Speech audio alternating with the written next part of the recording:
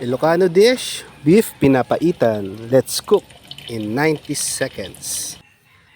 Fresh ingredients pa sa market. Yan po yung mga nabili natin kanina sa palengke. Yan po yung mga sariwa nating mga rekado na gagamitin mamaya. Mainit na mantika, magisa na po tayo ng bawang. Isunod na rin po natin ang sibuyas at ang luya. And then, igisa na rin po natin ang ating mga lamang loob. Yan po ay napalambot na at hiniwa-hiwa po nating maliit para mas mabilis tumambot. Gisa-gisain lang po natin siya. Then, isunod na rin po natin yung apdo.